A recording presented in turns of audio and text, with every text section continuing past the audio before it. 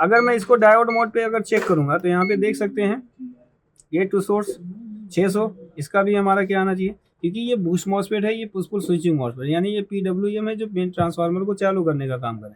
इसका मतलब क्या है कि इसके बूस्ट मॉसफेट की गेट की सप्लाई में प्रॉब्लम है। अब यहाँ पे अगर वैल्यू बढ़ी होती तो आपको आसानी हो जाती, पता चल जाता है कि इसके गेट में की सप्लाई में कोई रजिस्टर है जिसने वैल्यू बढ़ा दिया, लेकिन ये तो शॉर्ट ही दिखा रहा है। यहाँ पे देख सकते हैं वैल्यू आ रहा है, इसका मतलब क्या है, शॉर्ट है। तो यहाँ पे देख सकते हैं ये बूस्ट मॉसफेट है, ये पावर डायोड है, और यहाँ पे देखेंगे ये आपके पीडब्ल्यूएम मॉसफेट लगे होते हैं। तो यहाँ पे देखेंगे इसका ड्राइवर सेक्शन है, यहाँ पे ड्राइवर सेक्शन जो बूस्ट ड्राइवर सेक्शन होता है वो 2 ट्रांजिस्टर लगे होते हैं, एक एनपीएन ट्रांजिस्टर होता है, एक पीएनपी होता है। पीएनपी ट्रांजिस्टर का जो कलेक्टर होता है ये ग्राउंड होता है, और एनपीएन ट्रांजिस्टर के कलेक्टर पे 17 वोल्ट या 14 वोल्ट की सप्लाई दी जाती है जब स्विच को चालू किया जाता है। तो यहाँ पे हम क्या करेंगे, मॉसफेट को ट्रांजिस्टर को क्या करेंगे, चेक करेंगे।